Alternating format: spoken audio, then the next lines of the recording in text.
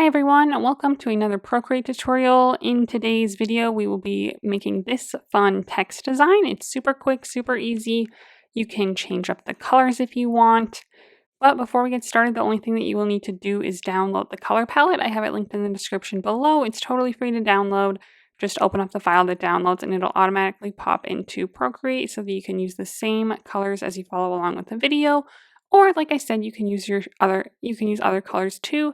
You just need a white and a black for sure to make the background and the lines. And then you can use any other colors. I have 4 different ones, but you can use any amount of colors in any different shades or anything. So if you want to use the same colors, make sure to download that color palette. Otherwise, I am going to post the canvas dimensions, color profile, and layers needed on the screen here so that you can use those to set up your canvas. So take a minute to get everything ready and then come back and we will get started.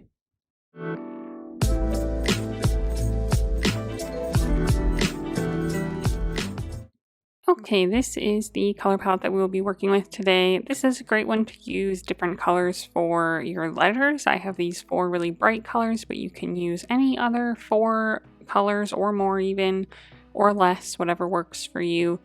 Each letter is going to have 3 different colors on it, so you want to at least use 3, but you could do like a monotone look where you have like a light blue, medium blue, dark blue. You could do kind of whatever you want, use other just different colors that you like, and then we'll just have white and black. So white is just for our background, so make sure that our background is set to our bright white color. If you need to set it, you can go to your layer menu, click on this background color layer, and select the bright white color to set it to that. Then we're just going to be on layer 1, and we're going to go ahead and just add our text. So go to the gear icon in the top left, click under add, click add text. My text popped up white. It is selected though, so I am going to first just change the color to this first color on the second row. Then with it all selected, I'm going to click my keyboard, in all caps, type my name. I'm not sure how well you can see it in this light yellow color, but then we're going to just triple tap it to select it all again. Click this little font button to open up our font selector. We'll increase the size a bit. Increase this box if you need to by dragging on one of the sides. And then we are going to set our font, and our font is going to be the Avenir font. And then we're going to switch the style to black to get a nice thick font. So then we can go ahead and increase or decrease the size anymore if you need to. The biggest thing is I do just want to increase the tracking a little bit so we have a little bit more space between our letters. So it looks like I am going to be at about 160 points for my size and about 6% for my tracking. I widened up my box to make sure it all fits on one line, but your name will be different, so make it as big or as small as you want. We just want a little bit of room in between our letters like so. Then we're going to click our arrow tool to select our name. We're going to make sure that snapping is turned on in the bottom left. You can set it to uniform, so if you do need to do any resizing, you do so on uniform, but then mainly we just want to center it on our picture where we see our 2 yellow lines pop up there. Okay, and now that that's done, we're going to go ahead and start recoloring our letters with different blocks of color. So this yellow color is just our base, and now we'll add different colors on each letter. So we are going to click on our text layer here, rasterize it so that it's no longer a text layer, it's more of an image now. Then we're going to click on it again and click alpha lock so that we are only coloring on top of our shapes that are laid down. And then we're just going to go ahead and go in with our new colors. So I'm first going to select my pink color, the second one on the second row, and then in order to get our blocks of color, we're just going to use our selection tool on freehand with color fill turned on. And for example, for each letter, we're just going to essentially add like 2 more colors to it in little like slices on the corners. So like on my K here with my pink color, I'm going to select outside on the left side, make a dot, about 1/3 of the way down. Then I'm going to come over here at like an angle up and to the right, make another dot, and then go around the top touching along the way till we get back to the beginning so that that little section fills in. So now we have like a little slice of pink on that letter. And then we're just going to do letter by letter. So I have the pink and the yellow. So now I will add in some green. So I'll grab the next color on the second row. So third one in line, grab my selection tool again. And I am going to do the same thing. I'm just going to do it on the opposite side. So I'll start on the bottom right, outside of my letter, make a dot. I'll go down to the left, kind of cutting through the bottom a little bit here on the main piece as well. I want to make it a little bit flatter so that I get a little bit more of this piece. So I'm just going to double tap to undo, go back in and make another new line. There we go. So now I have a chunk of this one and a chunk of this one that will be colored. So then I'll go around back to the beginning. Okay, and then that is it for my K. Okay, so now we'll move on to the R. So I'm going to start with blue since we haven't used that yet. So fourth one on the second row, grab my selection tool again. And this one, I'm going to leave like just a sliver of yellow and have this one mainly be a different color. So I am just going to leave a sliver of yellow in the top left, kind of like this pink one. So I'm going to start outside on my R on the left side here, about a third of the way down, make a dot. Go up and to the right, make another dot, and then I'm going to go around this side so that it fills in blue. Then maybe we'll do pink again since that's like kind of far away. So I'm just kind of staggering my colors. So, you know, we only have a little sliver of pink so far. I don't want to do green again because it's already right there. So I will grab my pink this time, go back in, and this time I'm going to make my slice the other direction. So I'll start on the left side here like so, but then I'll go down into the right this time so that we make a slice in that direction and fill that in. Okay, and then just to kind of even it out, since we're doing 3 colors per letter and I have 4 colors that I'm working with, that means that every once in a while, like each letter is going to not have one color. So like this first letter doesn't have blue, this next letter doesn't have green. So then this I, I'm going to have where it doesn't have any yellow at all. So I'm going to cover the entire thing with green since we didn't use that in our last letter. So I'm just going to select my green color, select all the way around the I, making sure to get this little bit as well. So the whole thing's just green from the start. And then now we'll add in blue and pink since those are our other 2 colors. So let's start with pink. Grab our selection tool. I'll make just a slice on the top of pink. And then we'll grab blue, make a slice on the bottom of blue. Like so. I might have missed a little bit in the corner there. Okay. So that one didn't have yellow. So then this next one, we will say it doesn't have pink because we've done pink in every one so far. So we've done pink in each one. So this S will not have pink. So we'll start with yellow. We're already on our blue, so let's just stick with our blue. I added the blue at the bottom of this last letter, so I'm going to add it at the top of the S. Like so. Then we'll switch to green, and we'll do green at the bottom. Okay. Now we've done blue in the last 3, so we'll say this one doesn't have blue in it. So we will just do pink and green. But I think I'm going to make it mostly pink because we don't have any that are like mostly pink yet. The R is a good amount pink, but more blue. So we're going to cover most of it with pink. So grab our pink color. We'll leave a little bit still in the yellow color. So, but I'm going to cover most of it with pink, just leaving that little sliver yellow. Then we'll do a little bit of blue in the bottom, like so. Okay, and then my I, we will not have yellow because 4 of our letters have yellow, 3 of our letters have green, 4 have blue, 4 have pink. So we'll just say this one doesn't have yellow, 5 will have pink, but that's okay, we have little slivers of pink. So it's not going to be perfect. I mean, you're not going to have every color be on the exact same number of letters, depending on how many letters you even have. But just kind of, again, trying to alternate, just kind of trying to make it pretty even when you look at it all in one glance that you can see all the colors in like an even amount. So we'll make this one not have yellow. We'll have it be mostly green. So I will cover the whole thing in green. Oh, that's what I did with my last eye. So maybe we'll have it be mostly blue. So I will do blue instead. And we'll have a little bit of green on the top.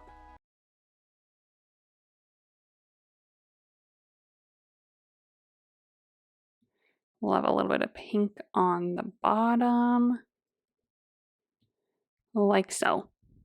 So again, now you just want to look and just see, can you see all the colors pretty evenly? And I think that looks pretty good. So depending on what colors you used and how many, just make sure it looks nice and full.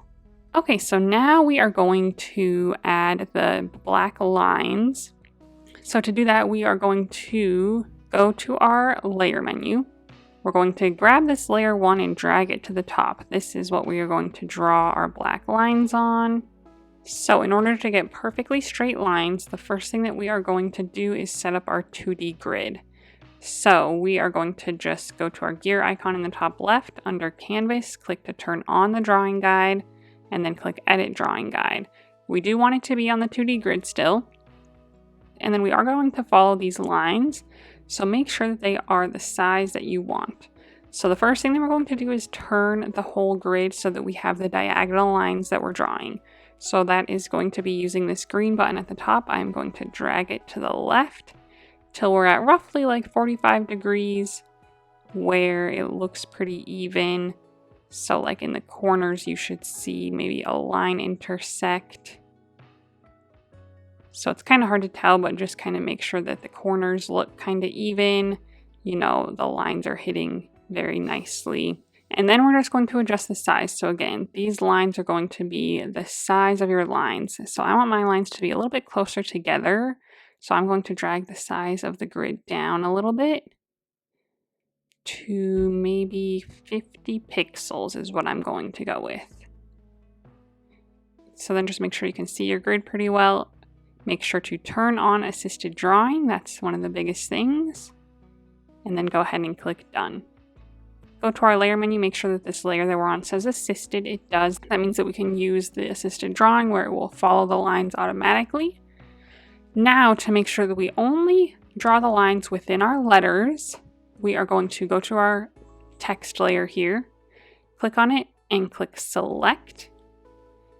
Now, it probably filled in because we had color fill turned on, so just turn off color fill and it should go back to normal.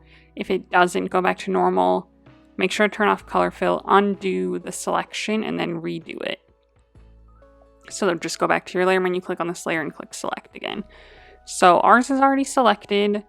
You can tell the selection icon is on, and it's hard to tell with our grid, but if you zoom in, you should see diagonal lines everywhere except for where our letters are. Those are not covered in lines, aside from our grid lines. That's different. So that is what we want to see. So we're just going to flip back to our layer 1 that says assisted. We're going to grab our black color, the second one on the top row. We are going to grab the monoline brush under the calligraphy tab. And then this is where we get to set our line thickness. So if you just start drawing, mine's on 100%, that's way too big. So we are going to change to like 30. Let's see how that looks. Still too thick. In my opinion, you can do whatever you would like, but I'm going to do maybe 10. 10 looks pretty good, maybe even a little bit less. I don't know. We'll do maybe 5. We'll do 5%. Okay. So do whatever you want. I'm going to go with 5%. And essentially, we are just going to follow all of these grid lines. Now that I'm drawing them, I still think they're a little too far apart. So I'm going to go back to my grid, go to my gear icon, edit the drawing guide. My grid size, I'm going to downsize even further to maybe like 25. See how that looks. Okay, that looks better. I'm going to go with 25. 25 on my grid size, 5% on my brush. I do need to reselect this layer now, my text layer. So go back to it, click on it, click select. Go back to our layer 1 that says assisted. Okay, and now we are just going to follow all the lines. So I'm going to start outside of each of my shapes, follow the line. That one is just in the corner. Go down to the next one, again, outside of our shape, follow the line. And we're just going to do this all the way down. Just stay on the line as best as you can. If you get off the line too far, just undo it and redraw it. And then depending on your letters, you just draw all the way through. Like you have these gaps here. So like down here, for example, when we get here, I can draw like here and then stop and then pick it up and draw again here. Or if you're able to, you can just start on one end and just draw all the way through and it'll still cover the next section. So we're just going to take our time and keep doing this. Again, adjust your grid size if you need to, adjust your pen size if you want to.